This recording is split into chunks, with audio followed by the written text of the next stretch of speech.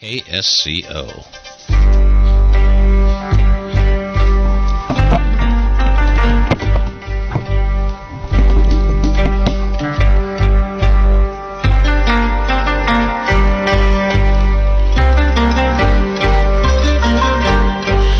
Well, folks, it's out with the old and in with the new, right here on China Uber Alles.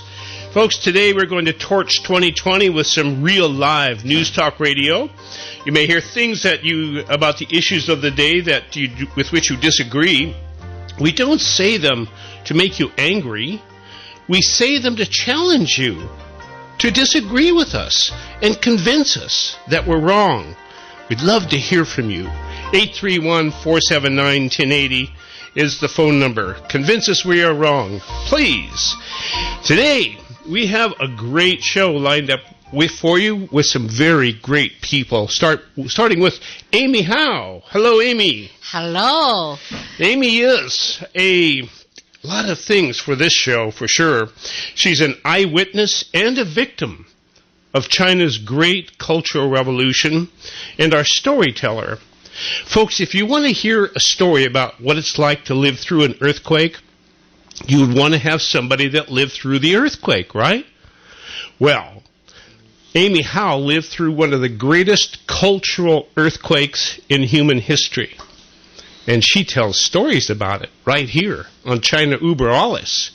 For example, get your pen ready. I want you to write this down. The Christmas Miracle of 1972. I want you to go to your computer, look up YouTube, and search for the Christmas Miracle of 1972. If you want to hear a great story, you'll find it right there. From Amy Howe. Also with us, Nan Su, who is a senior reporter for Epoch Times, which is now my favorite newspaper. I get it every week. Nan, welcome aboard. Well, Michael, happy the last day of 2020. Hey, Amy. Hi, Nan. How are you? Do you think anybody's sad to see this year go? Well, that's actually what we're going to talk about. And then 2020, do you think, that's the question for today's program, which is the last program of year of 2020, on the last day of the year, we're going to talk about what do you think 2020, do you consider it's a good year or it's a bad year?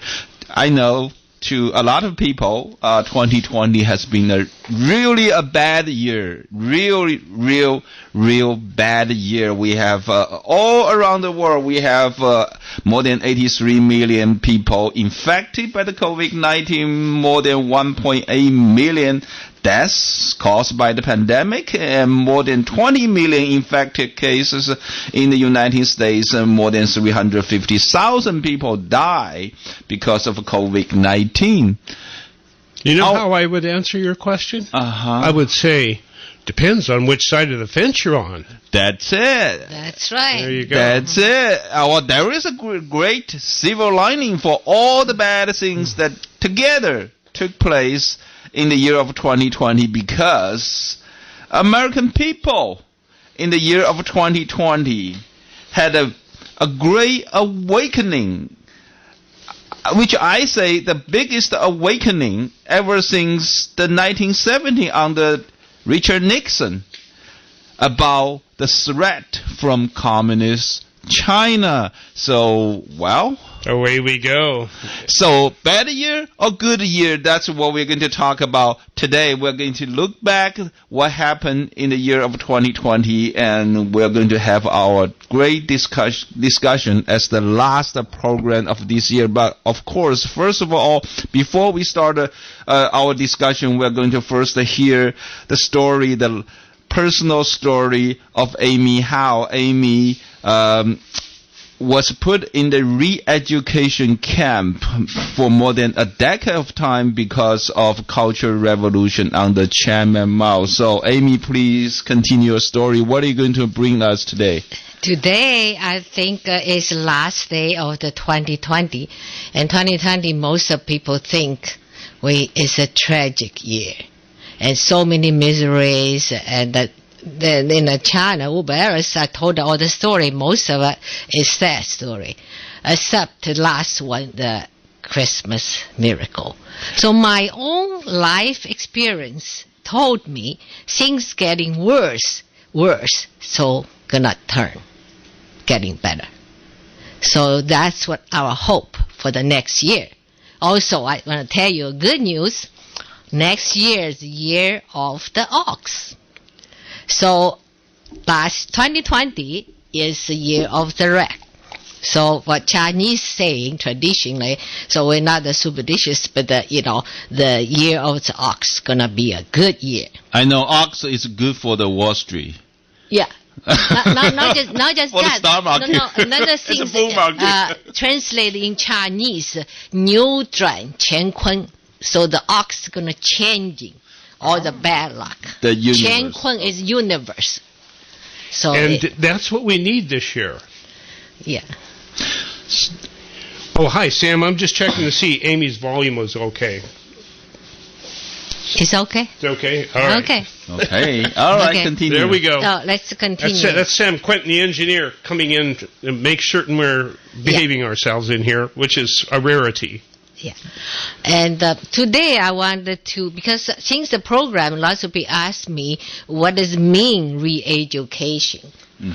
What the program real is, what do they do, details. So I want to tell you something today. And also, lots of you ask me, do you, for 10 years in the labor camp re-education, do you have any good memories? Wow. So I did a soul searching and think about that. And then I found that something. I write it down. And it's part of a re-education program. And the CCP branch in that they call commune, and they want us to visiting the farmer, which was poorest farmer. In China, they divided the social, class is, you have landowner, so they are enemy, and then rich farmer also is they turned everything upside down. That's right. And so we wanted to find out, because they want us to accept the poor people. Why those farmers poor? So they are the one with communists will rely on. They are the good people. So they want us to learn from them and to get education. So we have every week you have to visiting one poor farmers. You call president or manager or whatever. And that's during your re-education program. When you stay in the remote area of the western part of China. Yeah, western part of China. So each week you have to. Yeah. It's an assignment. Also sign a one-on-one. So give you one of a partner. Means the one they designated one person. You had to become your best friend. Become acquaintance. An apprentice. Yes, apprentice. You follow them, they will re-educate you. So that's you have to go to their family, is that what? Yeah, their family, and eat with them, sleeping with them, and then talk everything, So they will teach you how to live your life. Yeah. Okay. So knowing farmers like I do, I bet they looked at you and thought, "Oh boy, free labor." Yeah, probably will. Yeah, but you talking about a good memory. I was thinking about only truth, only everything's true, and it's good memory because truth set you free. So that after 50 years. And somebody from the group, they visiting the village, and that my partner called 一对红, it's one-on-one. What's the translation? It's a couple. It's a red couple. Red couple, yeah. So my red couple is a woman. She's from very poor farmer, and she's about more than 10 years older than me. Now she's 80. She's still alive. Both of them still alive? That woman, her husband passed away, but okay. She's still alive. And I saw, after 50 years, they touched my life, of course. And I don't know what effect to them. Did I touch their life, or they still remember me?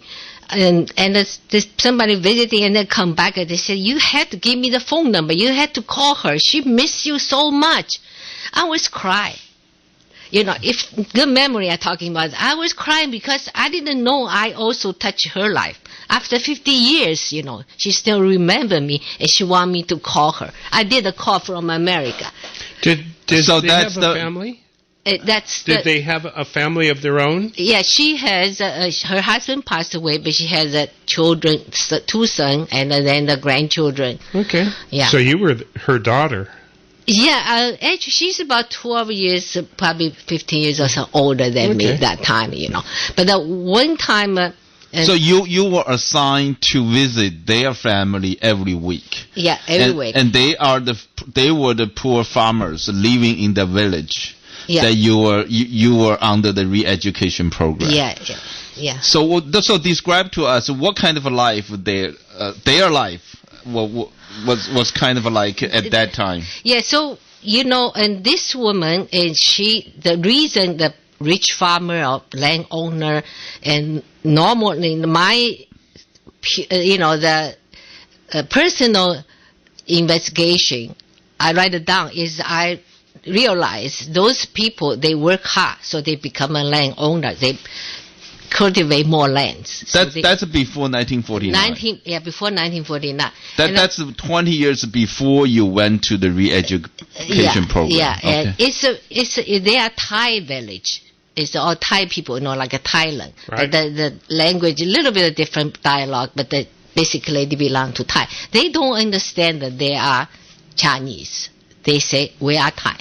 Oh, okay. Yeah, they don't, because so far away they don't even know what's China.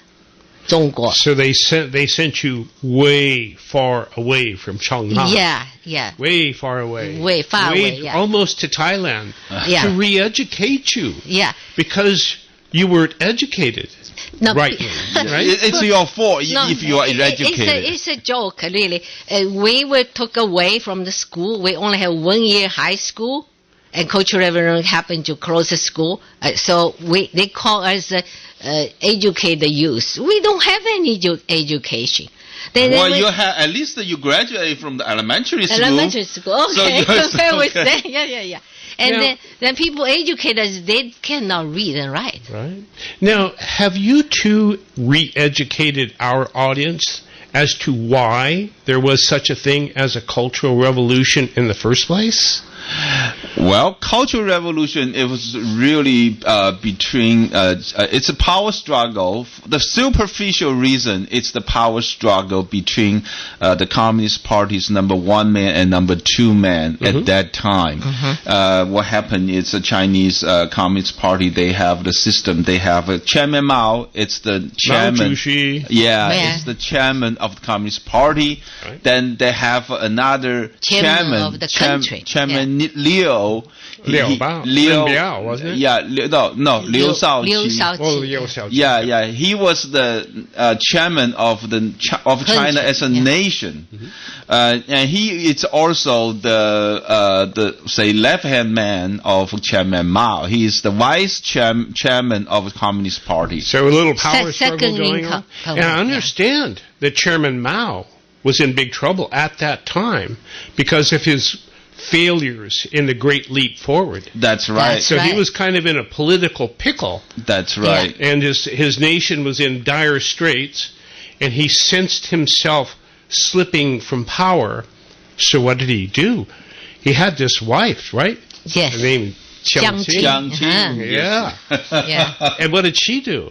Yeah, so they start. So that's how Chairman Mao started the Cultural Revolution. So gradually he led his wife Jiang Qing took the leading the revolution. Well, but I do think that it's the superficial reason for the Cultural Revolution. If you take a deep dive, the much deeper reason is China at that time in the 50s and the early 60s, people still live with the face to traditional Chinese culture. Right. Yeah. So right? So, but communism, it's entirely against any tradition. So that's how, in the way, this power struggle play out. It's basically a process to destroy entire traditional Chinese culture and all the traditional philosophies, or any kind of religion over there that exist in China. So it's a suppression. It's a start of changing all the traditional culture. It's basically, that's the whole process it was about. And so they closed the schools and turned Amy and Amy's fellow students into warriors for Chairman Mao. Yeah, but not everybody. The social status. If your father is. Yeah. Oh, okay. And then if you were from a well-to-do family, you needed to be re-educated. Right. And that's what happened to Amy Howe. Yeah. Well, re-education program. There's also, of course, the deeper reason, it's all these people still have a lot of traditional cultures in their mind. They need to be re-educated because the Communist Party believe that the workers and the farmers are the leading people that's leading the revolution for communism, right? And they were probably farthest away from the central government too. They probably the peasant farmers were probably far enough removed from the big cities that they weren't influenced by the currents that were going through. They're probably ideologically pretty pure. Well, another reason for that was really because starting from the 1966, the beginning of Cultural Revolution, right? They pretty much closed all the factories and all the schools and let all the workers and students go onto the street to do the revolution, right? Chairman Mao told them to go get them. That's right. Yeah. So now very similar to what we had in this year, somewhere. Antifa. Antifa, they told those statues down, and then they said we had to rewrite the history. So very much similar. Almost exactly the same. Yes. Well, it's a much worse scale. It's much bigger scale. Yeah. You got a whole all the people living in the city, right? The workers, students, they all, they don't go to the schools, they don't go to the factories, they just fight every day on the street. Now, what happened is by the time like they were in Portland. Right. Yes, yeah. Right. So in the 68 and 69, so 3 years after they started the Cultural Revolution, what happened is they have all these years, several years of students that graduate from the high school.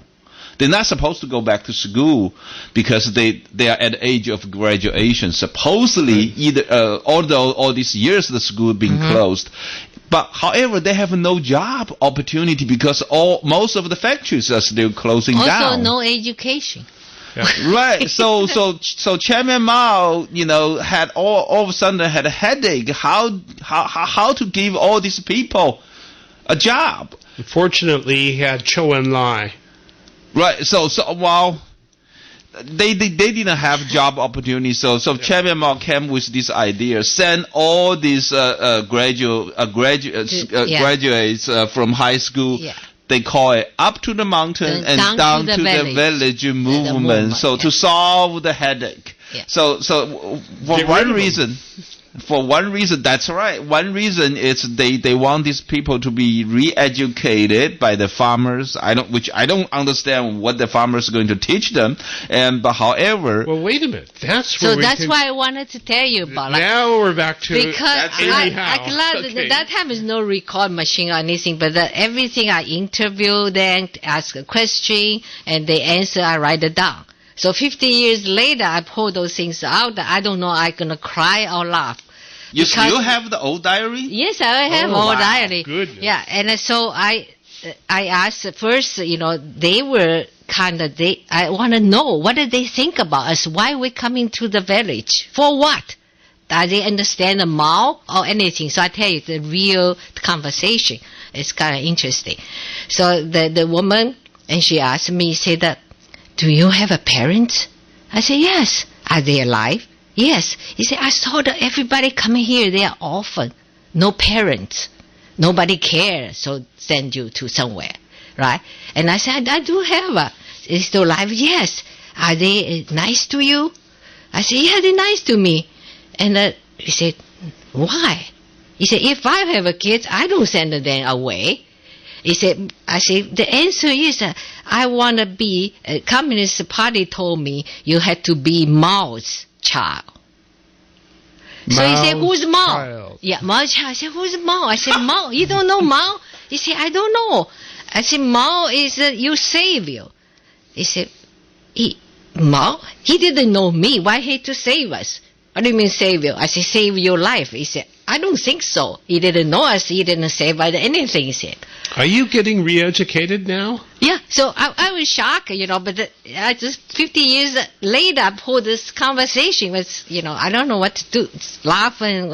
And then he said that, I said, what the other people, other villages, they think, oh, a bunch of kids is orphan, and they all abuse the child. The parents don't want them or don't have a parent, so send them away. Why else would they be there? And right? then he said, your answer surprised me. You want to be somebody else's child. Your parents nice to you. Why you want to be somebody else's child? You tell me. Why you want to be Mao child? Doesn't make any sense. Well, you make sense because you're abused by Mao. Yeah, no, makes sense is we were being brainwashed that we know have a communist party wanting you to do this. They don't know anything because they don't even know they are Chinese. And that was really the essence of the Cultural Revolution, because they did not want you to be anybody else's child but the child of the Chinese Communist Party. That's it. They didn't want you to believe in God. They didn't want you to believe in your parents, your big brothers and sisters. Right. They only wanted you to believe in the Chinese Communist Party. Yeah. Well, that's one of the things the communism do. They really try to destroy the family value. They don't want you to believe anything about your family. Boy, we're getting warm here, aren't we? Yeah. That's coming. So, it's in listening to you, Amy, it sounds like they really were re-educating you at the time by questioning what you're thinking about this Mao guy. What do you mean, the child of Mao? Yeah. Why you want to be child of Mao? Did you have an answer for that? So my answer, I said, Mao's your savior. He said, savior? I said, save your life. He said, in what way? We don't know him. Why he want to save our life? So I just write down everything. I cannot to show the people they're going to arrest me, says anti-Mao, anti-that. But this is truth. That's what I mean. If you think any good memory, the truth. So that's what they answer, and it's our conversation, So 50 years later, when you open your diary, you remember all the conversation. What do you think, looking back 50 years ago? So I just said, I don't even know. They say you had to, also still CCP, still the Communist Party, they have this propaganda. They want to publish a book, celebrate 50 years. Up to mountain, down to village, the movements. So they want everybody participates to write memoirs. That's why I digging all the stuff, Wow. So yeah, that's all about that. I did send something, but just the trial. I want to see how far they are changing, or they say they were changing. Did you ask a picture of them? I sent the pictures with the woman. I still have the picture. I think just 2 days ago, and they published another book. But that book is all photo book. It's published by the people, to participate in this movement. Oh. Yeah, it's nothing to do, but interesting enough, they prepare for 3 years. And during the 3 years, they had to have a Communist Party branch in that organization to oversee what kind of picture you put. What do you say? It's the translation. So whatever was the activities. It's all went through censorship before they published. Oh, yeah. Every picture, every words, So I said I don't want to participate in that one, but they don't let me. So Well, Amy, your stories just keep getting better. I thought your Christmas miracle story was the be-all and end-all. And by the way, folks, go to YouTube, search for the Christmas miracle of 1972, and you'll be able to hear Amy's story, the most amazing story of a Christmas miracle under the CCP. Amazing stuff. Wow. So, are we moving on now? Yeah. Yes, thank you. Amy's story, every time when she told us a story, it's always amazing. It's always make us... it's like getting re-educated. Yeah. That's the true re-education program here. Wow, what an amazing life story. So, Nansu, you're going to pick us up and tell us about the year in China. The year from China? Well, I think... The year of China. I think that we need the year of the rat of China. The year of rat, that's 2020, right? Yes. Now, let's talk about it. So, Michael, what do you think? If I ask you, I have this question to ask you. What do you think? What's good or what's bad about the year of 2020? If I ask you that question, I think the biggest thing about the year of 2020, most people would say it would be the coronavirus. But I think that the biggest thing about 2020 was the presidential election, because it encompasses everything else. It's the one package that holds the coronavirus, it holds the impeachment, it has everything. The election has everything in it. I think, I think... okay, go ahead. What was my interpretation is, I don't know, you can, against what I say, I think it is a trial and the stipulations for our system. Our system. Mm-hmm. What do you mean? 2020. That means that to test. The test. We still have. It's still going on. We have before. So we're still alive. I still have a freedom of the choice. And here to prove it, we're here talking about it. Non, what do you think? I think when you talk about the two things that we don't know which one you think it's had a bigger impact to our life, COVID-19 or U.S. 2020 election. I think these two things do have one thing in common. The Chinese Communist Party regime, right? Yeah. So we have the COVID-19 from China, and then we still have this investigation going on about how China trying to manipulate our U.S. election and how much they invested into the Dominion system. Well, we don't know the answer yet. There is still the president's based on President Trump's speech. China, it's really behind the manipulation of the Dominion system. That's what the public speech just made by our president last week. So, which one? I mean, I think this is the only thing that really tied the two things you just talked about. Is the Chinese Communist Party. So that's why I say if you look at the awakening of Americans in the year of 2020, that's the greatest awakening of Americans in the last half century, ever since Richard Nixon, that we are awakening to the threat from the Chinese Communist regime. I think most of us here in the United States, when we hear of talk of the Chinese Communist Party, we probably think of it as a form of the Democrats or the Republicans. It's a political party, no big deal. But it is entirely different than the Democrats and the Republicans. Traditionally, the Democrats and Republicans would have disagreements. And they would work through those disagreements, through those conflicts. You would work out a pretty good solution, because one side would argue this, the other side would argue that, and the best argument would win. But in a system in which there is only one party that has total control, there is no give and take. Well, that's one part of the discussion, I think. You're only pointing out one part of it, the dictatorship of one party. But another thing that most Americans fail to recognize is because they always think that, the Communist Party in China is just another political party. Yeah. The Communist government Democrats, is just Republicans, and communists. It's right. just a It's party, a different government, but they fail to recognize that both Democrats and Republicans in this country, they still pay respect to humanity.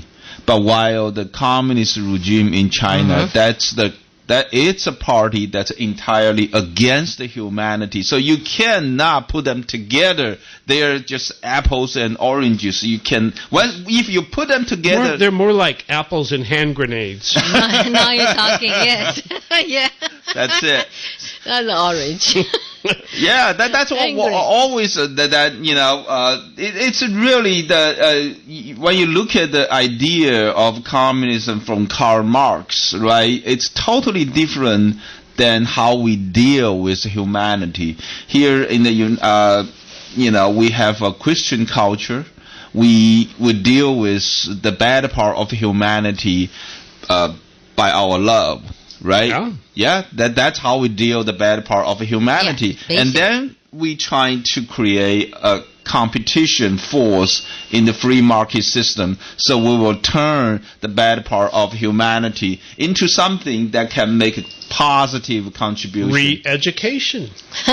Rehabilitation. Right, to our society. But while in the communist system, they totally trying to deny that you cannot even have a bad part of humanity, right? So you cannot deny the bad part of humanity. You deny the bad part of humanity, it's still, the denial of humanity. And also the violent revolution, the way they try to make communist the society, the violent revolution is a completely denial of the good part of humanity. So there you go. You have an ideology that's completely denial of both good part or bad part of humanity. That's just totally inhuman. Which explains why, from what I understand from professor at the University of Hong Kong, who was able to get into China when Deng Xiaoping opened up the country for some glasnost. Here, come and look at us. This is who we are. He went into China and examined the books and tried to get a sense of how many people were actually killed during Mao's time. And he concluded that there were somewhere in the neighborhood of 40 to 60 million people were killed. And to have a political party that willingly kill that many of their own people. Yeah. So we're left now with the question: what would a political party do that has killed 40 to 60 million of their own people? What would they not do? What would they not do? And think about it. What if this party become the powerful force of the world? If they become the superpower of the world, what they will do to the rest of the world? And so that's what we're hoping to see in a great awakening here in the United States, but not only in the United States, but in the rest of the world. Oh, yes. We want the whole world to wake up to what we see. But hey, maybe what we see is wrong. Let's ask Colonel Terry if he thinks we're wrong. Colonel Terry, are we wrong? No, you're not wrong. The Communist Chinese Party of modern China, the legacy of Mao Zedong, and the legacy of bad people controlling their government. By that I mean bad, malicious, greedy, avaricious, and power-hungry, and people who don't appreciate civilized, informed conduct. they run China, and they're in cahoots with the greediest of the Chinese business people, and then they also have no ethics, and all that word means to restrain them, so they have no ethics abusing their own citizens. They have no ethics stealing intellectual property, economic wealth, and other items from us and everywhere else. And lastly, they have no ethics to restrain them from stealing the resources of those places in Africa, those countries in Africa where they've got a foothold to steal the natural resources from the native Africans. Well, Terry, that's a really interesting observation. I'd like to toss that to Amy and Non. Amy, let's start with you. Yeah. Ethics. Does the Chinese Communist Party have ethics about how they manage people? Absolutely not, because they just want to rule people, and basically, we talk about a lot about it's against humanity, religion, or anything. Actually, they want the people become it's like a robot, it's like a slave, Then you brainwash you and suppress you, take away everything, and you just do what they said. So they did that, and even 1972, Nixon opened the door, say, "Welcome to the world, China." And we thought, the whole world thought, they will become like us. And like people to have a freedom. But actually, in 30 years, and they just never change. The principle never change. You say ethical, absolutely none. And we're becoming more like them. Yeah. Well, they are here because we opened the door for them to come in. Yeah, and helping them. And for 30 years. The globalization made them filthy rich. Yeah. So once they have money. Additionally, the Chinese communists had been bribing Bill and Hillary Clinton since before he was governor of Arkansas. And I don't say things for which I don't have substantial convincing evidence. The Charlie Tree connection in Little Rock, the man with world-renowned Chinese cooking skills, went to Little Rock and opened a Chinese restaurant across the street from the bus station in Little Rock at the time that Bill Clinton was heading back to Arkansas from his purported Rhodes Scholarship. Mm-hmm. Mm-hmm. Yeah, I remember that name. Well, let me ask you, Colonel Terry, do you think that there is an awakening among the American people as to what the intentions are of the Chinese Communist Party? In this year. In this year, yeah, right now. Do you think people are waking up to this? I will address that after I can finish with the convincing evidence of Bill Hillary's treason to the United States. Okay, go for it. Mm-hmm. And that is, Mr. Tree could have cooked Chinese meals for hundreds of thousands of dollars a year in quality restaurants with Mandarin cuisine in Los Angeles and Beverly Hills and New York, in Chicago, in London, in Boston. He picks Little Rock because he was an agent of the Chinese KGB, trained in world-renowned cooking to come to the U.S. He was designated to go to Little Rock and help Bill Clinton, whom they had identified when Clinton was in Washington as an undergraduate at Georgetown. They and the Russian spies, the Russian embassy, and Bill Clinton was figured out, designated, this guy will sell. I've seen his file that the Russians had. It describes that Bill Clinton, when he was 20 years old, would sell his mother out to get ahead and advance himself politically. The man, speaking of no ethics.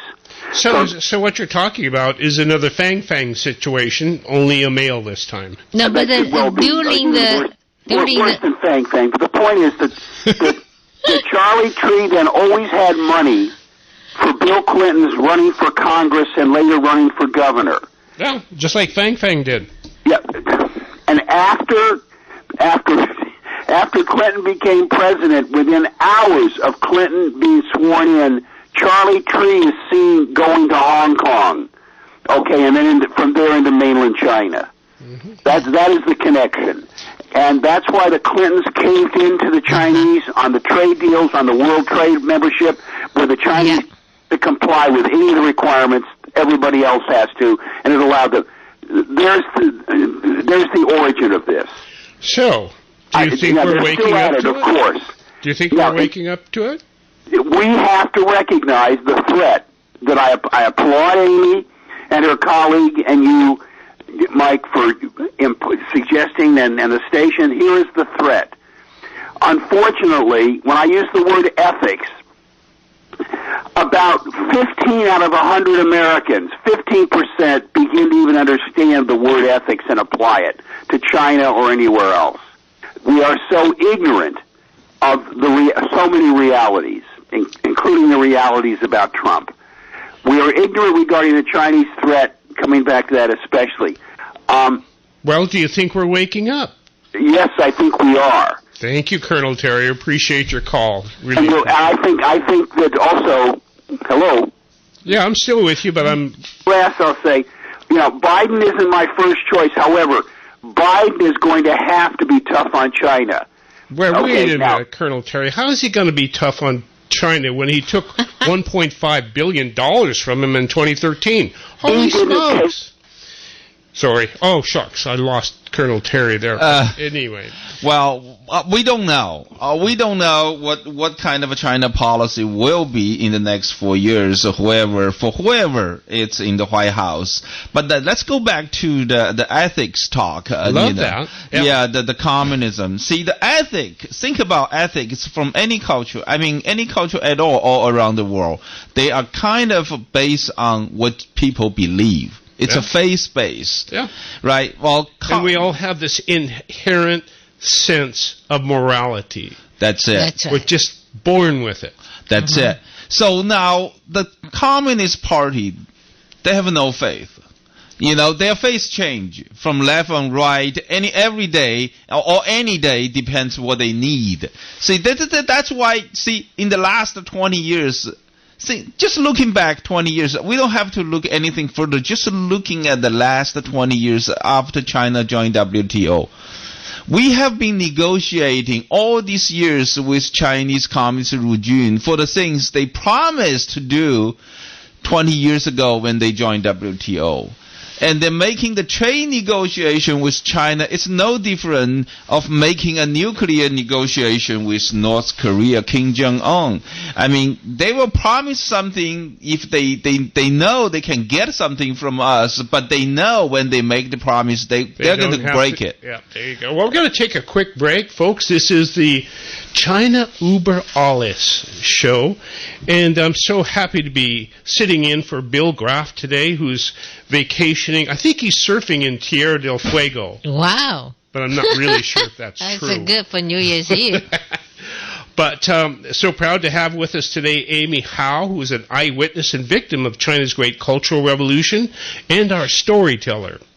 Magnificent storyteller. All you have to do is go to YouTube and search for The Christmas Miracle of 1972, and you'll see what a great storyteller she is.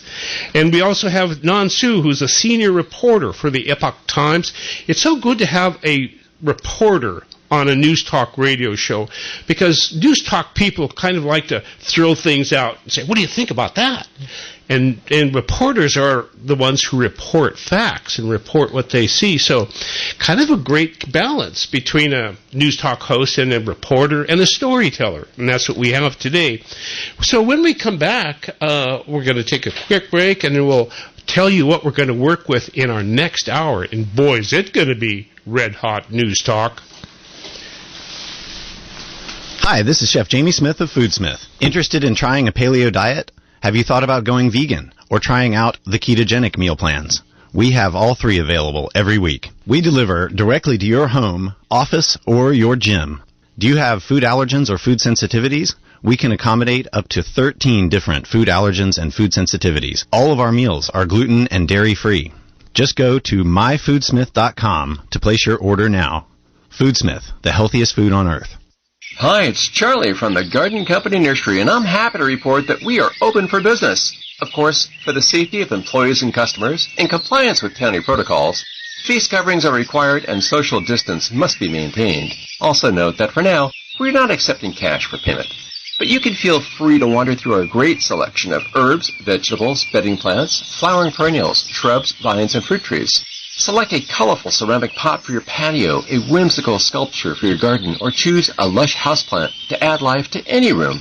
Let us help you rediscover the healing satisfaction of enhancing the beauty of your home sanctuary. We have all the organic soils, fertilizers, and earth-friendly pest controls to help you succeed and maintain the health of your garden oasis. Get out of the house and visit us at The Garden Company, 2218 Mission Street, across from Safeway on the west side of Santa Cruz. We're now open every day from 9 to 4:30, including access to our surprising gift shop. The versatile Kubota B-Series is a do-it-all tractor. Run powerful attachments that can be easily switched out. It features a hydrostatic transmission and is simple to maintain. The Kubota B-Series. It makes the hard work look easy. Visit C&N Tractors today or call to schedule a demo. C&N Tractors makes it easy to get a Kubota. C&N Tractors in Watsonville and Paso Robles. Give us your tough jobs. Though the rain might fall, the wind might blow, and the earth might shake, the folks at JM Electric still get up in the morning to go to work for you. I'm Charles Friedman here with Chris Jensen of JM Electric. Chris, I understand JM has been declared an essential business. That's right, Charles. The President wants us to get up in the morning and make certain our customers' homes and businesses have the energy they need and that all their electrical systems are safe and secure. Sounds like quite a job, given all the electricity everyone is using at home these days. Electricity use is up, Charles, and we want everyone to know that though JM Electric is practicing all the safety protocols now in effect, folks can still expect the same dependable, honest, and trustworthy JM Electric service our industrial and home-owning clients have come to expect over the past 7 decades. Folks, to check on the electrical circuits in your walls or to electrify your next project, call on family-owned JM Electric, 831-422-7819 or jmelectric.com.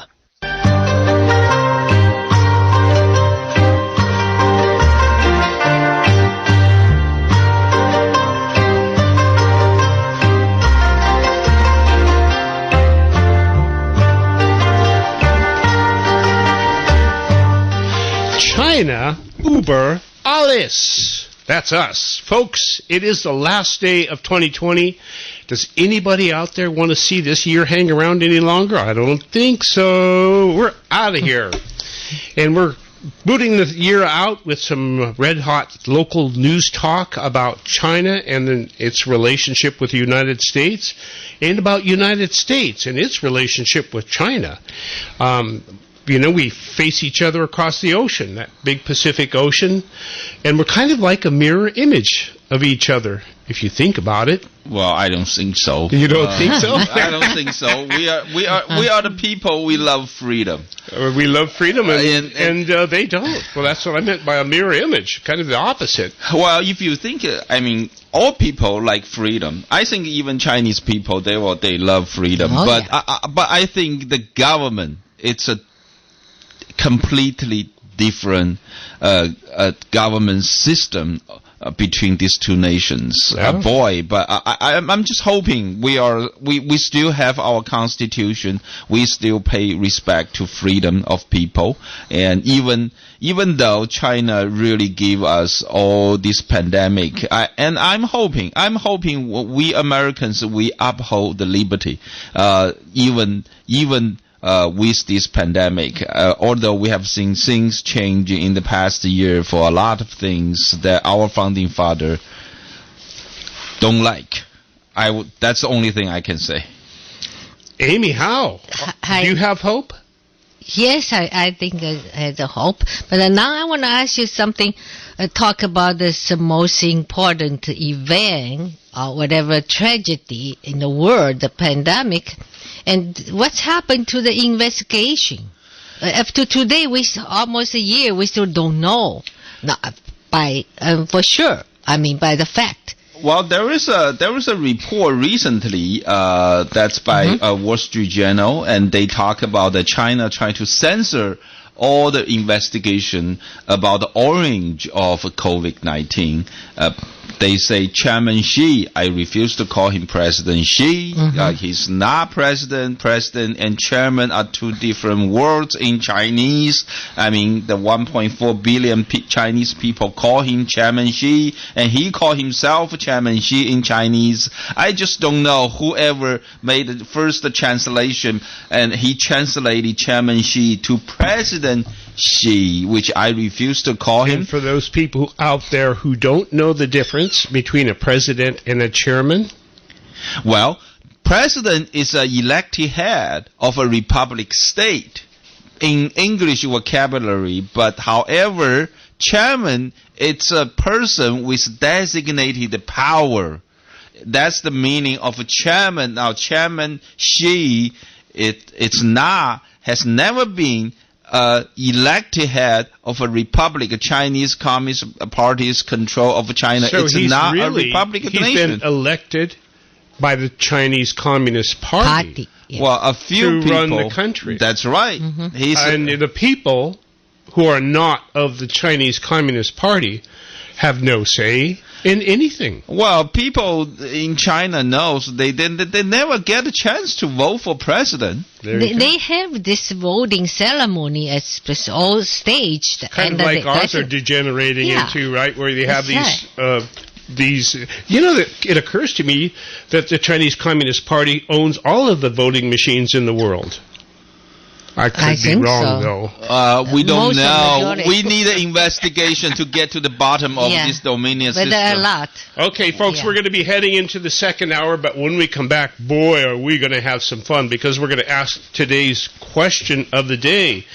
Is the Chinese Communist Party directing the environmental movement in the United States of America? Another way of asking that question could be, are environmentalists the useful idiots of the Chinese Communist Party? What do you think? We'd love to hear what you think about this relationship between environmentalism and the decomposition of our economy. The relationship between our love for cleanliness and the loss of our... You know, watching our economy over the last 30 years... It's like watching our nation bleeding out onto the pavement. And give billions of dollars to China. Yeah. Yes. And that's what we're going to be talking about when we come back, is that relationship between the environmental community and China, but not just China, the former Soviet Union as well. So this is China über alles. And we do appreciate your joining us and look forward to picking you up on the flip side of this short news break, so stay tuned.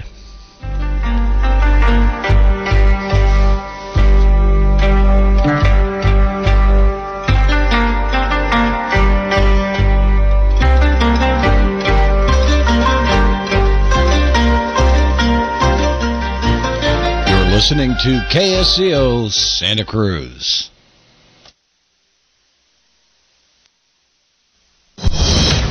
News this hour from townhall.com. I'm Jason Walker.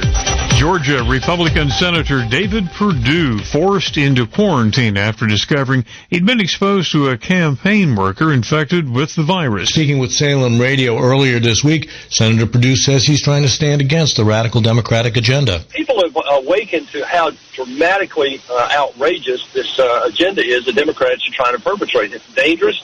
It's totally out of line with most people in Georgia. In making the announcement, the Perdue campaign issued a statement saying, quote, both Senator Perdue and his wife tested negative today, but following his doctor's recommendations and in accordance with CDC guidelines, they will quarantine, unquote. President Trump has scheduled a Monday night rally to fire up voter turnout for both Senator Perdue and Senator Kelly Loeffler. George Bonzani reporting. 2 cases of the more contagious variant of the virus now reported, one in Colorado, the other in California.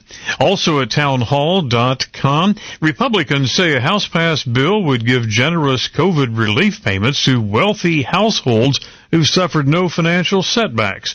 Here's Bob Agnew with that story. Majority Leader McConnell sums up his opposition this way. This crisis has not affected everyone equally. McConnell says many upper middle-class Americans have kept their jobs, worked remotely, and remain financially comfortable. On the other hand, some of our fellow citizens have had their entire existences turned upside down and continue to suffer terribly. McConnell says a House bill amounts to socialism for rich people. Bob Agnew reporting. Oh, the race to vaccinate millions of people off to a slower start than public health officials and leaders of Operation Warp Speed had been hoping.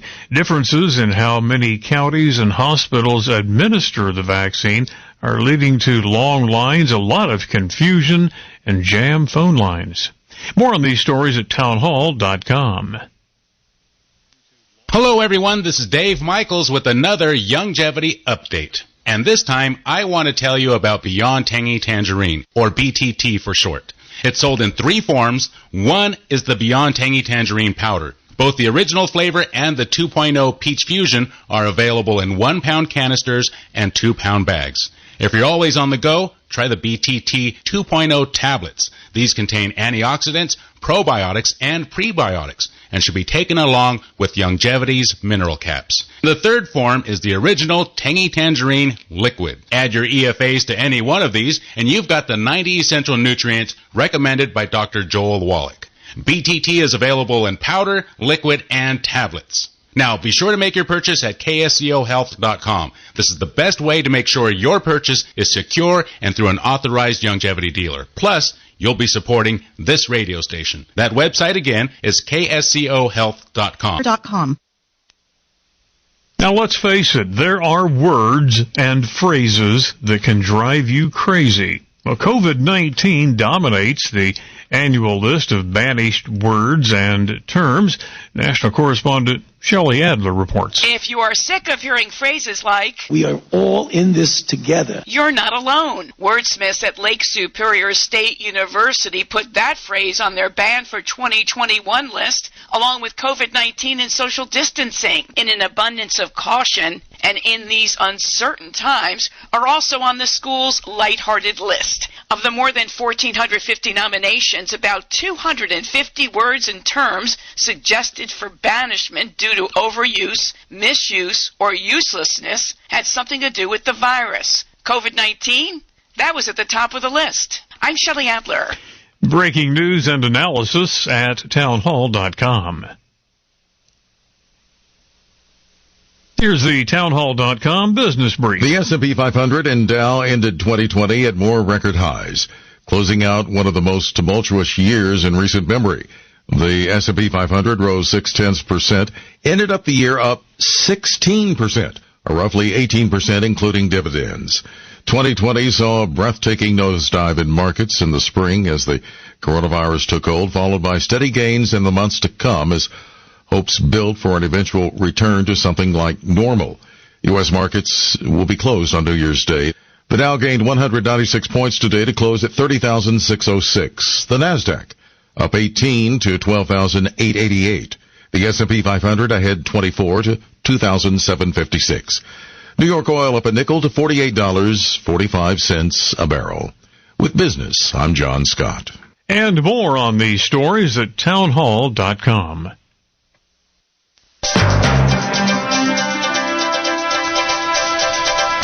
KSCO News Talk time is 3:05. I'm Sam Quinton with your King of the Hill traffic and weather. Start off as we like to do with Highway 17. Right now up and over the summit, that is accident-free and moving at the limit. Highway 9 is clear. Right now, Highway 1 southbound coming off the Fishhook, just a tiny little pocket of slow-and-go traffic. Shouldn't slow you down much at all. The rest of the way to Monterey, north and southbound directions are accident-free and moving at the limit. 129, 152, they are clear as well. And taking a look at Highway 101, that's actually getting a little bit better. 101 southbound between Coyote and Madrone, there might be a 5-minute delay to get through that area, but it's not much at all. So, not anything to really worry about there.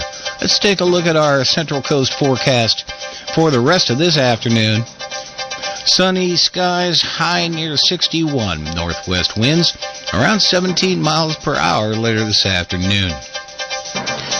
Right now, outside the KSCO studios, it is 61 degrees. We have a high surf advisory in effect, by the way, so be careful around the beaches and cliffs around the ocean.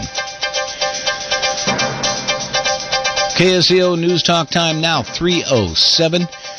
Happy New Year, everyone. Stay safe, and we'll see you next year. Now back to China, Uber Alice on KSCO.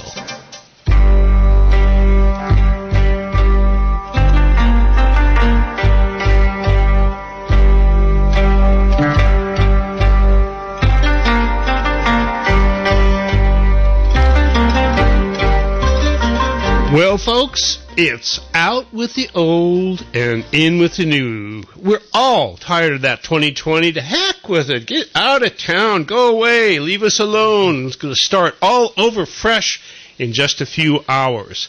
But in the interim, we're going to have some China Uber Alles with Amy Howe, who is an eyewitness and victim of China's great cultural revolution and the resident storyteller for China Uber Alles. You can pick up her.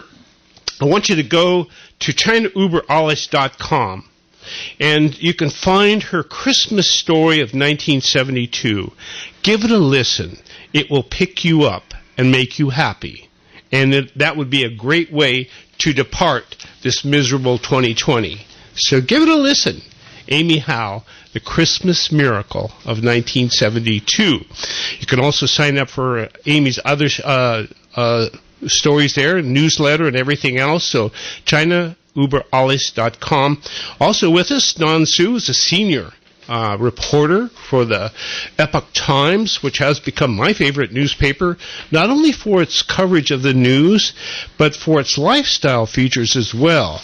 Always has great stuff, always. And it's one of those newspapers where you can sit down in the sunshine and spend about a good hour with some good reading material. So, not with us today, our pilot, Bill Graff, who is vacationing. I think he might be in New Zealand. Maybe he's in New Zealand vacationing. New Zealand? You're kidding, New Zealand. Wow. He's in Guam or something. Guam? Could be Guam. Who knows? That Bill Graff gets around. But he's not here, so we will be at play. Pilot in command today, Sam Quinton. And your host for the rest of the show is Michael Olson. You might have heard me on Food Chain Radio. And incidentally, Saturday from 9 to 10 on the Food Chain Radio, I will be hosting Derek Sandhouse, who is the author of Drunk in China. And we're going to be talking about Baijiu. The history of wine. The history of Baijiu in China. Wow. And it's only an 8,000-year tradition of getting drunk in China. So if you want to have a little fun and really have another look at China, at the traditional Chinese culture, and what a beautiful, beautiful world it was. After you get drunk. After you get drunk. after the Baijiu. There you go. So, Amy always starts off the show. So I have a little story to start off this segment. It's the story of the Olsen kids being driven out into the country by Papa Olsen. And oftentimes we'd pass a refinery. And whenever we'd pass the refinery, there would be a terrible sulfur smell. And all of us kids in the car would go, "Oh, God, it's so gross. Ew, ew." And we'd laugh and giggle and how bad it was. And my father, who was a survivor of the Great Depression and World War II in the Pacific, he'd always just sit there, and after we were done, he would say, "Kids, that's money you smell." And, growing up I always remembered that. And I have come to believe recently that America has become a carload of Olsen kids. We see industrial activity. It stinks. It smells. Farmers make dust in the air. And so we complain. And we oh, disgusting, get out of here. So what we have become is a nation of environmentalists that chase our industry out of the country. And then we run down to the big box store and buy made in China because it's cheap. And then we virtue signal by putting a Save the Earth bumper sticker on our Prius and feel good about ourselves. But in reality, we're watching our nation bleed out.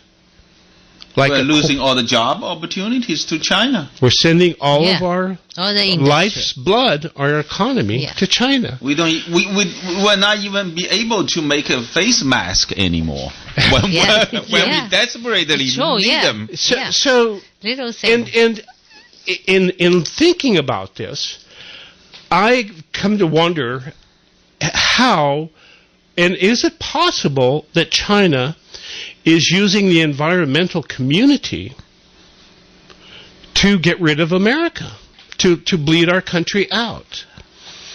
And now I ran across this article that Amy has here, and it's from Rupert Darwell, writing in Real Clear Energy. And he talks about how there is a pattern of the environmental communities being used by totalitarian regimes. And he starts off talking about the situation back in the 80s when Ronald Reagan was president, and how Greenpeace moved their offices to Moscow. Wow. And developed a very close relationship with Moscow. And how the KGB in Moscow developed this whole concept of a nuclear winter. And how they fed this whole concept of a nuclear winter to the environmental communities of the West. And how those environmental communities went after Ronald Reagan to get him to concede to the Soviet Union and to stop this nuclear proliferation. And as a matter of fact, in 1983, 31 environmental groups held a giant symposium on nuclear winter, and they're pushing this idea. And Darwell says the pattern is holding true now within environmental communities working in conjunction with China. Yeah, they distribute hundreds of millions of dollars to the organizations that's operating in China to try to create whatever they want. They try to call it, the clean environment, love of Mother Earth. No, but one thing I do remember. After the former Soviet Union communist nation collapsed, Gorbachev, he turned around, he became the biggest endeavor of environmental movement. The green, the peace, or whatever you call it, that's what he immediately turned around and became. So, folks, and also following up on what Darwell said about the environmental community working with the Chinese Communist Party, National Resource Defense Council's head of Asia strategy, Barbara Finnemore, wrote a book entitled, get this, Will China Save the Planet? Wow. So, here we have the environmental community holding up China as being a savior of the planet. And China give us a whole pandemic. And so that's... You think that China is going to save us, save them? This is all Chairman Xi is talking about. Chairman Xi come to the United States and come to the United Nations, always talk about the shared future of mankind. After the propaganda of communism failed in the early 90s, this is the new propaganda of communism. They don't call it communism anymore because it's really a bad name. Nobody likes it. So they talk about the shared future of mankind. And some like a harmony of the world. It's the new that world. Kind of things. It's the new world for communism. Yeah. It's a new way of saying that we have to share. Everything has to be equal. But at any rate, that is this question we're laying on the table today for you out there.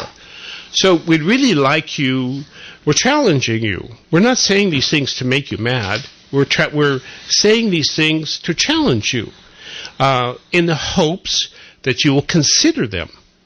I mean, you don't have to believe us, but we want to challenge you. Pick up your phone and tell us we're wrong. We'd love to have that conversation. And now, what's the number that people can call? 831-479-1080. Now, it's a teamwork here. Right. Now, Michael and Amy, I'm not sure if you know that when we talk about environmentalists and environmental movement here in the Western world, I'm not sure if you know how it started. The environmental movement here in the Western world? No, let's hear about it. Yeah, there was a club called Club of Rome. I'm not sure if you ever heard of a Club of Rome. I've heard of it. No. It's a club that was established in. Can I join? Yeah. Club of Rome. Good luck, right? Yeah, 1968. Actually, it's a bunch of elected head. Retire from the Western countries, the head of the states, and a bunch of diplomats. Go check it out. Club of Rome. It's a famous club. They together. They trying to find the unity of a human being. Does that sounds like the shared future of mankind? Yeah, but that's a bunch of political leaders. So the idea in the is Western that we're world. all here on planet Earth together, and it's our shared place, and so we have to behave and follow us. Yeah, well, they trying to find the unity of mankind. I'm not sure. So like the beginning of the globalism. Well, it's a right guess, but for the freedom loving people, I'm not sure if we need to have that kind of unity, right? But somebody out there. No, we're more like one big happy fighting family. That's what freedom loving people are like. Yeah. We love to disagree. That's it. And would you folks please disagree with us? 831-479-1080. We'd like to get some disagreement going here so we can have some fun. So here's a question. Let's pitch the question. Okay. Is the Chinese Communist Party directing the environmental movement in the United States? Do you think it really is? Now, the other way of looking at that, are environmentalists the useful idiots of the Chinese Communist Party? That's a good Now, one. where did you get the word useful idiots? Yeah. It came from Lenin himself, who saw all of these idealistic kids flowing into Russia to help the Russian Revolution. And he looked at them and called them his useful idiots. Wow. So we wonder, are the environmentalists being the useful idiots of the Chinese Communist Party when they chase away all of our industry because it's dirty, and then run down to the big box store and buy made in China because it's cheap? It seems to me like they are doing an excellent job of going to war for the Chinese Communist Party. Yeah. Am I wrong? 831-479-1080. Please pick up your phone and join us. Now, tell me I'm wrong. Okay, so now let me finish that part of story about the Club of Rome. They still exist? Yeah, it still exists. It still exists, and this impact everyone's life now. We're talking about the beginning of environmental movement because in order to look for the unity of mankind, what the Club of Rome did was they came up with idea. They say we need to find a common enemy of mankind. And the result of their searching? global warming. Yeah. They found the global warming as the common enemy. So therefore, by their effort, 1992, Agenda 21 was created in United Nations to deal with climate change. And you know one of the biggest names of the Rome of Club in 1968? Al Gore. Kissinger. Oh. So now, you know how United States became a friend of China and how we actually lost the Vietnam War. Oh, and wait a minute. Who went to China with Nixon in 1972? That was Kissinger. Yeah, Henry Kissinger. Yep, that was it. So, gosh, we sound like conspiratorialists, don't we? It's so exciting. 831-479-1080. Should we pick up a phone call? We have one of our own on the line, so I'd always like to. Let's see. John T., are you there? Michael Olson. I am very much here. Welcome aboard. What a fantastic conversation you all are having. You know, one of the things about the Club of Rome is that they really pushed the concept of overpopulation.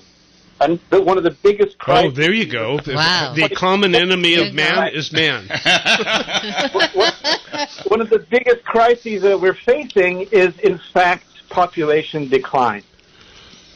Yeah. The Great Reset. There you go. This is the name of the what was it? The Global Forum of Economic Forum that's going on. It was probably just finished, right? Just last week. Yeah, that's right. The Great Reset. Great Reset.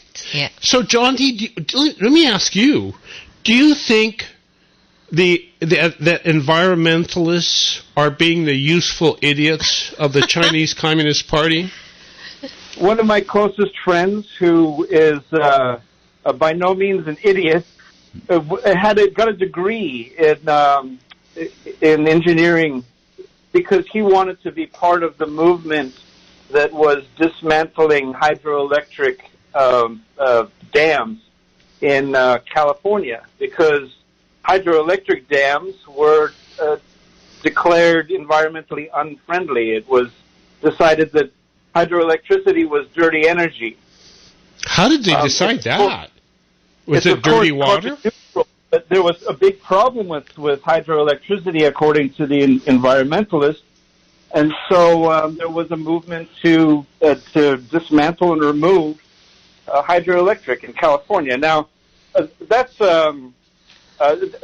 would sort of indicate a very strange decision, and what an odd kind of circumstance we find ourselves in, where we're intentionally deindustrializing, but we're continuing to consume ever more products. We consume more and more industrial products, but at the same time, we deindustrialize our own country, and then we pat ourselves on the back for being more environmentally friendly. And we're right back to the environmentalist with the Prius in the parking lot of the big box store with the Save the Earth bumper sticker. Exactly. Now, one of the things that I really hope our audience does is they take a moment and they go to ChinaUberAlice.com and they click on Know Before the Show. Every week before our show, as our team has collected articles throughout the week that we're going to discuss, we send out a newsletter. We post all of that on the website. So go to ChinaUberAlice.com and scroll down to the very bottom of Know Before the Show, because at the very bottom I posted a link to Wikipedia's page about CO2 emissions, and by country, and then it also has some information regarding. Here, let me read it. I have it right here. 1990, the country of China put out 2.4 million tons of CO2 emissions. 2.4 tons in 1990. 2005, 6.25 million tons. In 2017, 10.9 million tons. And as we speak, China is building an incredible new array of coal-burning power plants throughout China. Yeah. They're almost building as more coal-powered power plants that exist in the entire United States. And one thing I want to point out is China doesn't use clean coal. Oh. They don't wash their coal before they actually use them to generate power. So it's more power. pollution. If you want to be an environmental, if you want to do something good for the environment, bring industry back to the United States where it's regulated, where we use largely natural gas, where we have labor rights, where all of this stuff is monitored. Bring industry back home, and yes, it will be a little bit more, environmentally impactful. But in terms of the planet as a whole, my goodness. Well, and that's what I'm trying to get at. It seems to me, I might be wrong, I wish somebody would tell me I'm wrong, it seems to me like the simplest, most cost-effective way to reduce global greenhouse gases, CO2, is to stop buying made in China. It's just as simple as that. It's just stop buying made in China, and that's the easiest way to get rid of, to reduce global greenhouse gas emissions. It's so easy. Yeah, and reduce the environmental damages from shipping, because international shipping, first of all, it's very dirty. They don't fog checks on boats. Boats, if you think about what sort of a diesel engine drives a boat, it's not clean. And then they interrupt the ocean in the most horrible way. All those whales out there trying to do their thing, and they can't hear each other when they do their mating call. So wait a minute. Where is the environmental community on this? Well, they are not really looking for a cleaner Earth, but they are what they're really looking for is control. No, it's a shared future of the mankind or unity of mankind. They're not really looking for a cleaner Earth. Well, think about this. 1992. When United Nations passed Agenda 21, the first so-called Sustainable Development Plan, they did a survey. They surveyed about a couple thousand scientists in order to create the global warming and the crisis of climate change. Right? They did a survey of 2,000 scientists.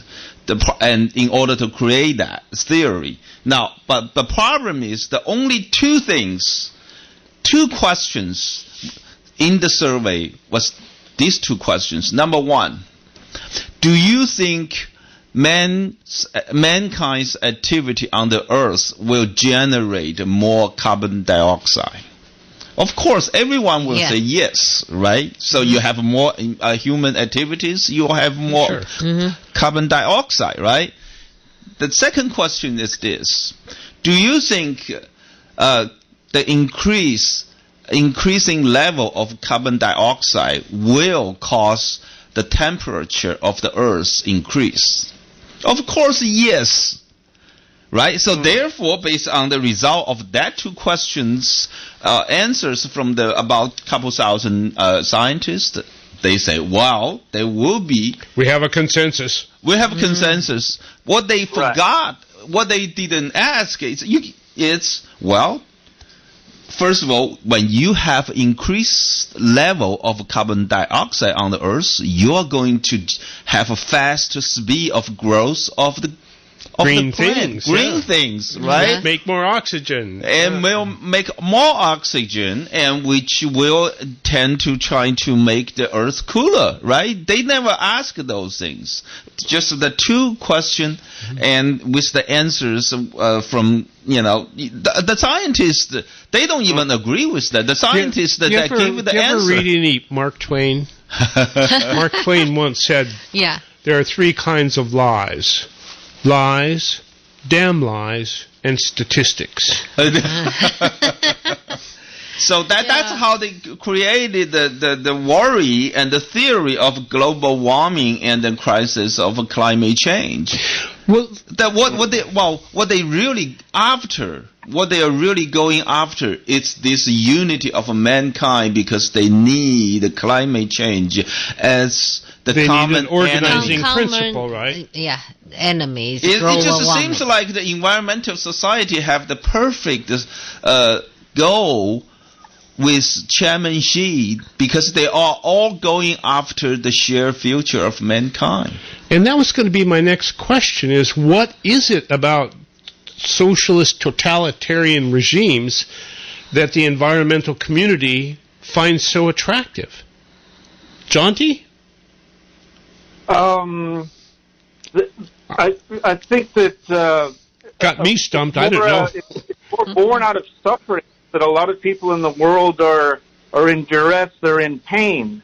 So if you don't buy snake oil unless your tooth hurts or unless you have a headache. So part of the problem is that unfortunately the free market isn't that free, and laissez-faire economics isn't that laissez-faire, and where there's a lot of problems in the world prior to the appearance of an idea like Marxism. Marxism was a reaction to industrialization, largely. Mm-hmm. I'm not sure if I'm answering the question, but I don't think there is an answer to the question. I think Non probably came as close to it as it's possible, and it's that idea of a shared future, which. So you mean those people idealists? Well, naive? Well, let's go back to Karl Marx, since Jonty mentioned Karl Marx. What's the first step to realize the ideology of communism by Karl Marx? From each according to his ability, to each according to his need. Well, for Karl Marx projected that the practical way to make the whole world become a communist world, the first step is to make each and every country socialist country. Oh, okay. First step toward communism is socialism. It's a socialism become the practical, the practice of a theory of each and every nation on the earth. First step. Amy, let me take you back to your story about getting re-educated in the village. Mm-hmm. Did you try to teach these peasant farmers who are tilling the land and growing their own food, did you try to teach them about socialism? I don't think so. Now, we had to have this political meeting almost every night and to study Mao's quotation book. But most of people, they're falling asleep because every night you had to do, they just sleep. Just like that. So there really wasn't any explanation of how all of this wonderful utopian world is going to work? No, actually they hate it because they just, people are realistic. Before communists took over, before 1949, this very few land, we have 3 crops a year for the rice field, right? They even feed the sticky rice to the pig. But after communists took over, they heavily taxed them, took at least 2/3 of their crop. So every 6 months, we only have a food for 6 months, and another 6 months you're looking for loot. And there's the beginning of socialism, right? Yeah, they take 2/3 of your crop. Yeah, they say that, we had the land reform. They took a land from a landowner, and the land reform give it to the farmer. Then they took it back from a farmer, and the state-owned. It's called the commune. We say kibbutz or something, those communism stuff from Russia. So it's a commune. Commune is no families. You had to eat at the same place, and everybody, man and woman, separated. That type of models for people. The working class and the farmers, they are actually, they never follow the ideology of communism. That's what Lenin actually faced back in 1917, right? So the theory by Karl Marx is the working class will be uniting, and then they will break down the old world. You have nothing to lose but your chain. But again, but what Lenin found out is the working class, they don't want to stand up to fight. So that's why what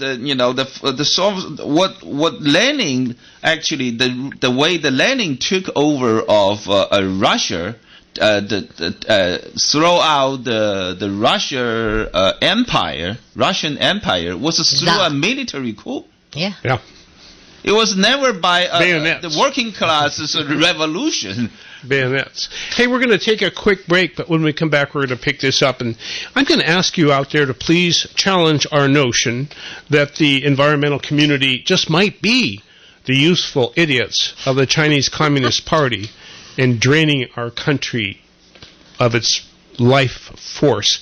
Phone numbers today, 831-47-1980. This is China Uber Alles. We will be right back.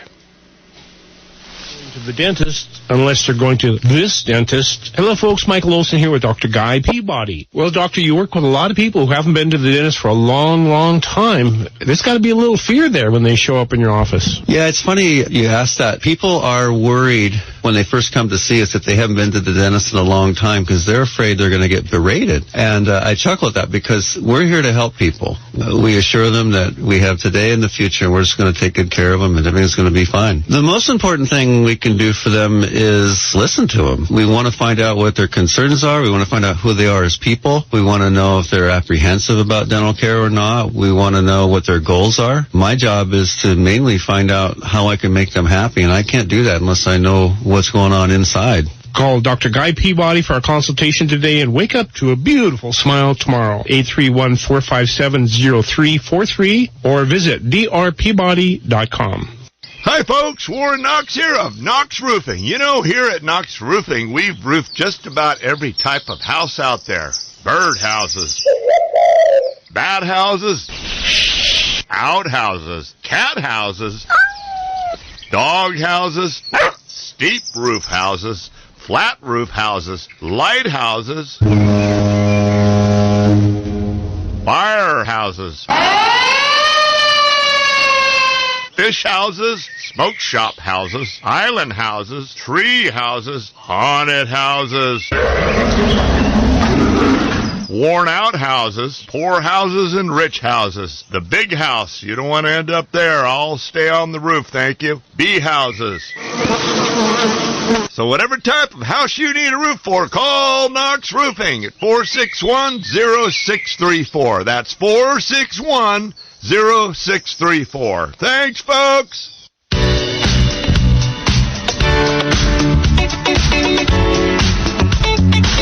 Do you think local first? If you don't, you should. Hey folks, it's Cammie Corvin, your executive producer of the Think Local First radio show. Please join our hosts each Saturday from 4 to 5 p.m. as we chat with our members and officials on local topics regarding the issues that most affect our community and local businesses. Think Local First Radio is sponsored by Bruno's Bar and Grill, Heavenly Roadside Cafe, North Coast Vision, Back 9 Grill and Bar, and Togo's of Capitola, Scotts Valley, and Watsonville.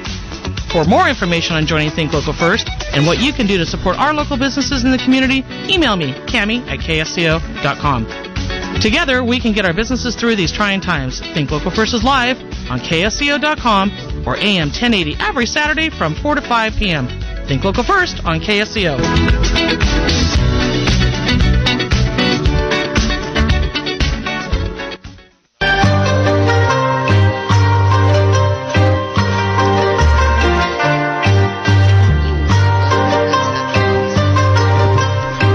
Welcome back, folks. This is China Uber Alles. We have a few minutes left of this miserable 2020, and we're going to be so happy to see it go, aren't we? Oh, yes, goodbye. But we do have a few minutes left, and what I would really like to hear, in 1966, Amy Howe found herself in a pickle. They came to her home, and they took her away from her family. She was a sophomore in high school? First year. First year in high school. Yeah. Freshman in high school. Yeah. They came and took you away. And they took you thousands of miles away from your home. Up the mountain. Down to the village. Down to the village. That's called a movement, yeah. And they parked you in a village thousands of miles away down by Thailand. Way down, completely out of your frame of reference. And here you are. And they sent you there to be re-educated by the peasants, which, at that time, were the ruling class of China. Because that's what Mao did. Mao took culture and turned it on its end. So those who were successful became the enemy of the people. And so you were sent to learn from the peasants. Amy, what did you learn from the peasants? So that's called part of a re-education. So they want us to visiting them and to talk to them almost every week, and to tell about how suffering under the landowner or rich farmer hire them to do the work. But as I know, and I ask everybody, and they say they have a very happy life. They work there, they freely, they're not slave, they get paid. The reason they don't have land is because someone from other village, let's say the village burned down the fire, so they move to another place. They have no land, so they're looking for job. So being hired, eventually they get a pay, they can have their own lands, buy their own, building their own house. By working hard. Yeah. And using your intelligence, you could actually work yourself into your own land. Yeah, as I know, this Thai nationality and whatever the tribes, they like to singing and dance, and they have a little called elephant, the drum. They play. They have the holiday for the water festival. You just pour water to everybody. It's beautiful life before 1949. And then after coming, took over, heavily taxed and took all the food out of there, rice. Well, at least 2/3 of it. So, every year, they only have 6 months have a food. It's really interesting that Chairman Mao designated the peasants as being the new heroes of the Chinese society, and then he went and took away all their food. Yeah. Well, that's how they owned. They really use the peasants. That's what before 1949, this is how the Communist Party in China took over control of China. So what they did was they were going to the villages in the countryside. They will kill all the rich landlords who own the land, and then they will give their land to the poor peasants, the ones without land. They call it land reform. Thank you. Yeah, but... And then what happened is, so they have this revolution throughout the territory under the control of the Communist Party. Now, they really motivate, and you have to, each village, they will go through this revolution process. What they do is they want the poor peasants, the ones that originally without land, they want them to kill the family members of the landlord. Yeah. So they want to see you have blood in your hand. That's one thing I was going to ask Amy. Amy, were you taught how to use a bayonet? The machete, you mean? What? The knife? Yeah. No, they use machete, and also hunting knife. I have a couple, because that's what they use for the machete. Long knife is to kill people. And chop their head. Now, I witnessed a couple of times how they to torture this landlord or landowners' children or even grandchildren. So they were torturing the grandchildren of the landowners. Yeah, and some other farmers, the peasants, because they have lots of kids, so they don't have food. They just they put one of a bigger Buddhist temple, and they make as a storage room for all the food, the rice. So they go stealing some or keep something for the kids at the night. So they're being arrested, and then they hand them there, and then someone just killed, chop the head off or something, and have a big meet everybody because they want to scare people. So that's how you instill respect for the regime, right? Yeah. Okay. But the regime, the party member and the branch there, they all from outside. They are not the Thai. They are Han. They're Han. Yeah, okay. They are Han. Yeah, so we're talking about a little bit of racial disparity. So you have the Han Chinese, and then you have the Thai. Yeah, then they recruit Thai, the people, the poor peasant, just like Nansu said, then you told them to kill those people. So you have a blood in your hand, so you cannot.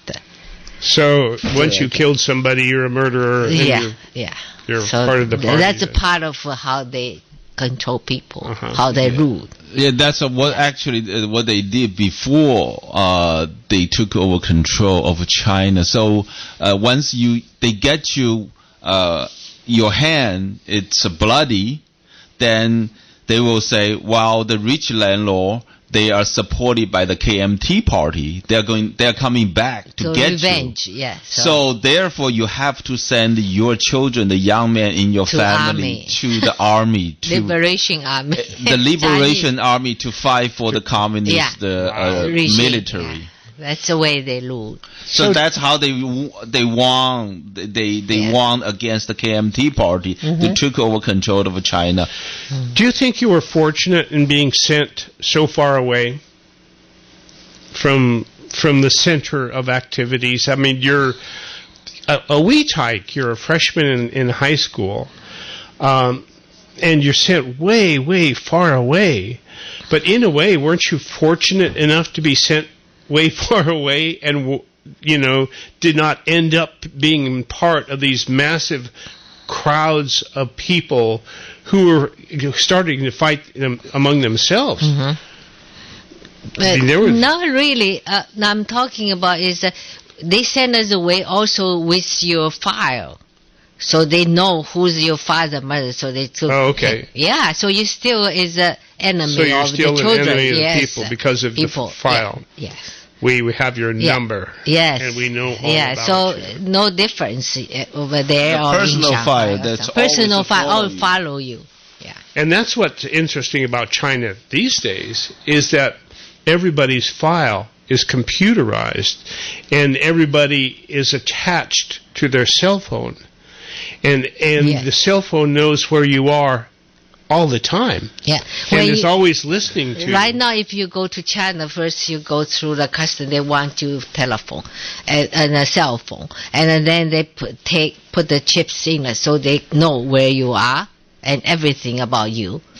And they just use high-tech control right now. Yeah. And before they use neighborhood committee people to watch each other. But now all the camera everywhere.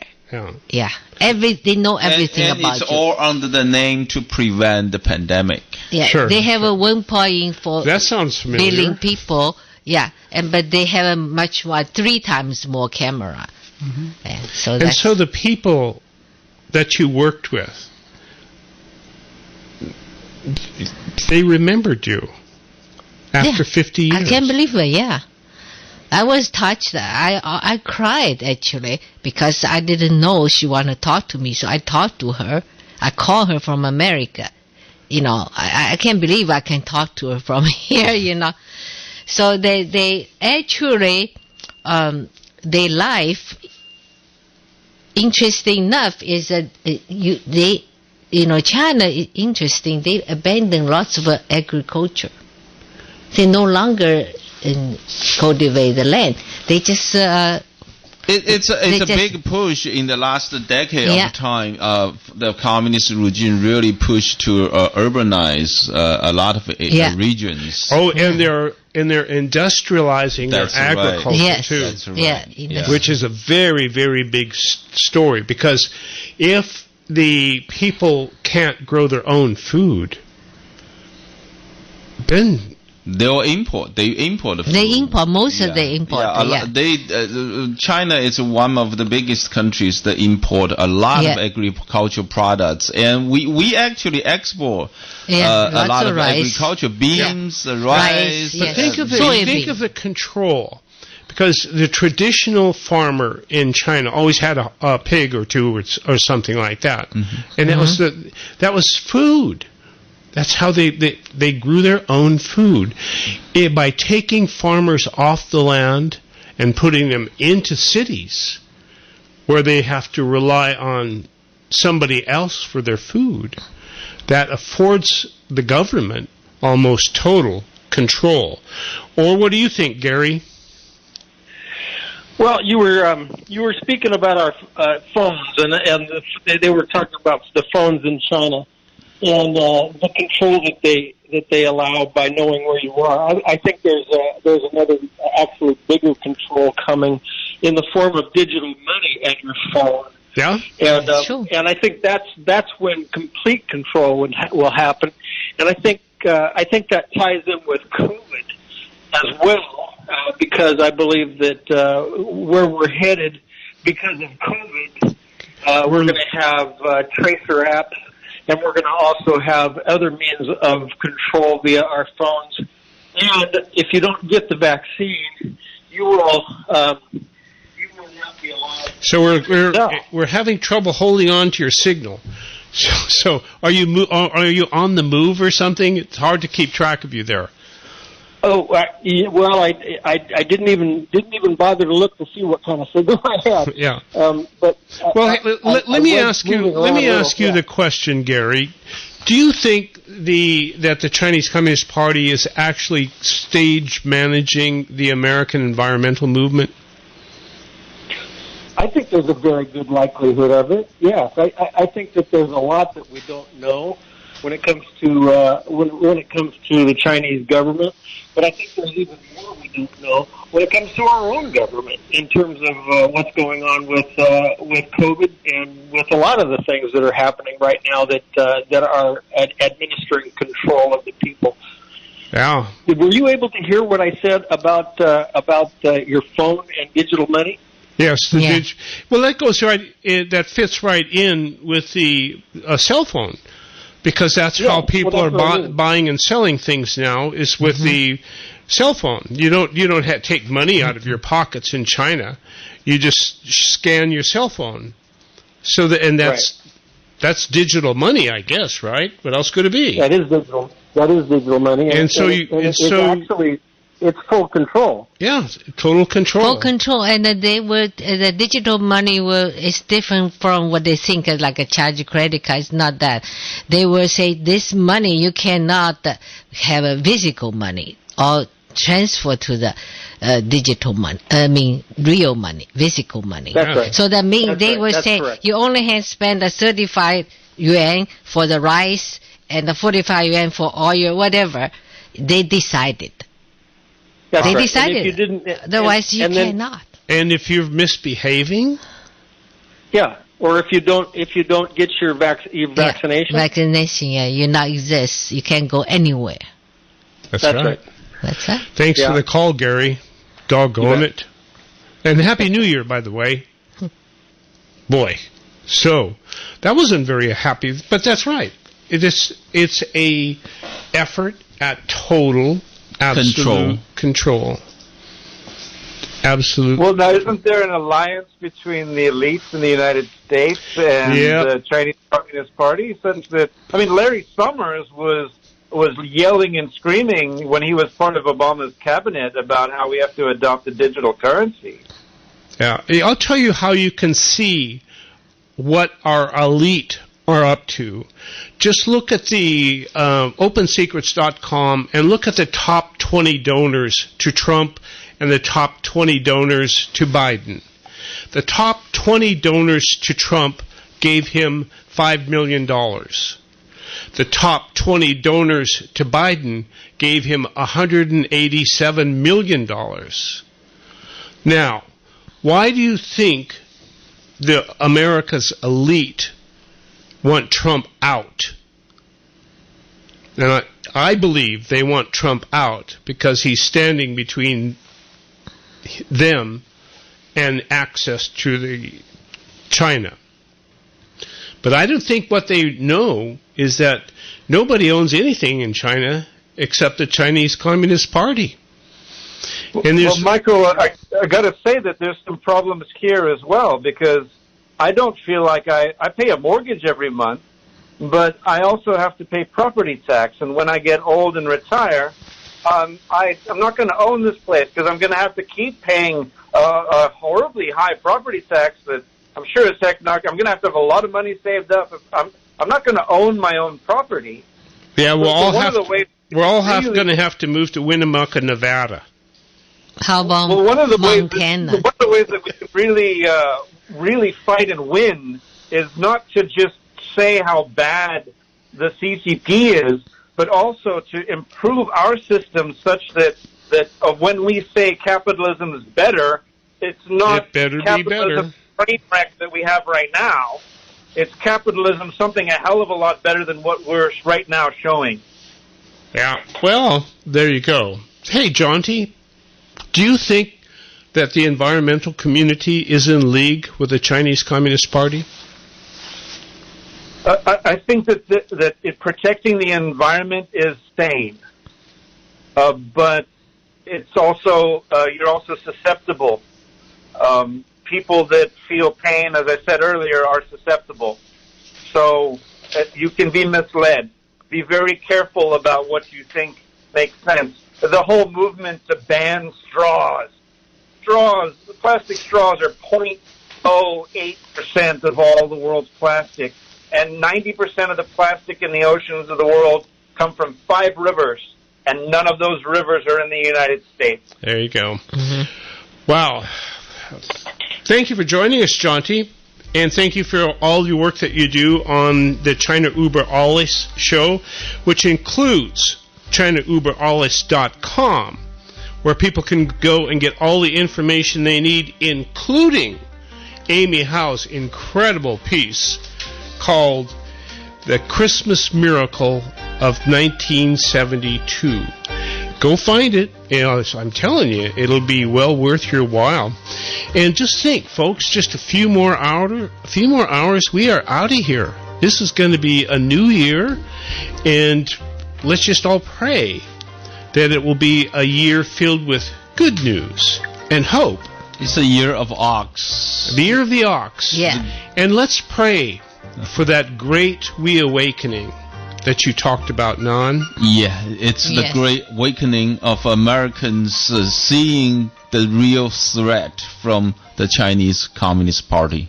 And those who are owned by the Chinese Communist Party. And there are a lot of them, as we have come to see over the past year. We have come to see where all of this money is going and to who's getting it. And we all know that money is buying something that we can't afford to give away. Well, for those who are listening, we wish you a very happy New Year. Yes, Amy? Yes. Wish everybody had Merry Christmas and Happy New Year. Only a few hours. It's time to say goodbye. And from Michael Olson and the Olson family, 新年好. Oh, that's good Chinese. Very good. Happy New Year.